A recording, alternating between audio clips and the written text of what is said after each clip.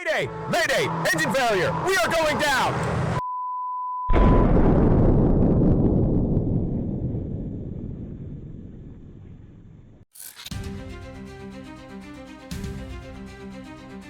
क्या आपने कभी सोचा है कि एक बोइंग ड्रीम लाइनर जैसी आधुनिक फ्लाइट सिर्फ एक स्विच की वजह से हादसे का शिकार हो सकती है? ये कोई फिल्म की कहानी नहीं है, ये एक सच्ची घटना है जिसने 260 से ज्यादा जिंदगियों को हमेशा के लिए बदल दिया। ये कहानी है एयर इंडिया फ्लाइट 171 की, जिसने टेक ऑफ किया लेकिन कभी मंजिल तक नहीं पहुंची। 12 जून 2025 की सुबह अहमदाबाद का सरदार वल्लभ भाई पटेल इंटरनेशनल एयरपोर्ट बिल्कुल नॉर्मल था। एयर इंडिया का एक बड़ा और लेटेस्ट हवाई जहाज एक Boeing dream liner flight number 171 London के गैटविक एयरपोर्ट के लिए रवाना होना था। इस फ्लाइट में टोटल 242 लोग थे, जिसमें पैसेंजर और क्रू मेंबर भी थे। हर कोई अपनी मंजिल तक पहुंचने की उम्मीद में था। किसी को अंदाजा नहीं था कि ये उनकी आखिरी जर्नी होगी। हवाई जहाज रनवे पर दौड़ा और कुछ ही पलों में हवा में ऊपर उठ गया। सब कुछ बिल्कुल परफेक्ट लग रहा था, लेकिन उड़ान भरने के सिर्फ 3 सेकंड बाद हालत पूरी तरह बदल गए। हवाई जहाज के दोनों इंजन में जो फ्यूल कंट्रोल करने वाले स्विच थे वो अचानक से ऑन से कट ऑफ पोजीशन में चले गए। इसका मतलब था इंजनों को फ्यूल सप्लाई बंद हो गई थी। कॉकपिट के अंदर पायलटों को समझ नहीं आया कि ये क्या हो गया। ब्लैक बॉक्स की रिकॉर्डिंग से पता चला कि एक पायलट ने दूसरे पायलट से पूछा,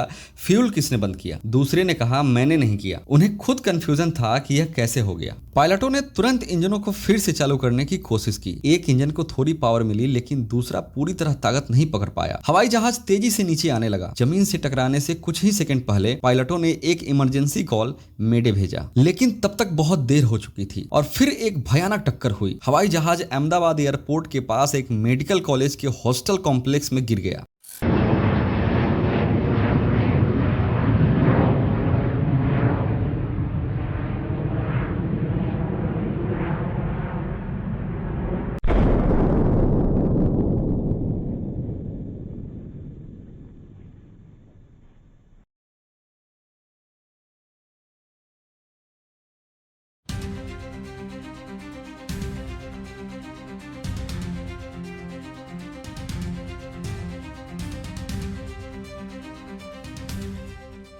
टक्कर इतनी जोरदार थी कि कई बिल्डिंग्स को नुकसान पहुंचा और जहाज के टुकड़े बड़े इलाकों में फैल गए। घटना के तुरंत बाद भारत की एयर क्रैश जांच टीम ने काम शुरू किया। दुनिया भर के एक्सपर्ट्स इस मिशन में शामिल हुए। ब्लैक बॉक्स यानी कि कॉकपिट वॉइस रिकॉर्डिंग और फ्लाइट डेटा रिकॉर्डर मिल गए, जो किसी भी हादसे का सच सामने लाने के लिए एकमात्र जरिया होते हैं। इन रिकॉर्डर्स के डेटा से साफ हुआ कि फ्यूल स्विच खुद ब खुद कट ऑफ पोजीशन में कैसे चले गए। हर संभावना पर बारीकी से काम किया गया और हर बार की तरह इस बार भी सारा इल्जाम पायलटों पे थोप दिया गया। अब सवाल यह है कि क्या एयर इंडिया 171 को मेंटेनेंस करने की आवश्यकता थी या उसके डिजाइन में ही कोई खामी थी? खैर, इस हादसे में फ्लाइट में सवार 241 लोगों की जान चली गई और जमीन पर भी 19 लोग मारे गए। यह बोइंग 787 ड्रीम लाइनर का पहला बड़ा हादसा था, लेकिन असली दर्द उन परिवारों ने सहा जिन्होंने अपने परिजनों को खो दिया। एयर इंडिया और बोइंग ने जांच में पूरा सहयोग दिया। एयर इंडिया 171 की यह दुर्घटना दुखद थी, लेकिन यह पहली बार नहीं है। जैसे एयर इंडिया फ्लाइट 855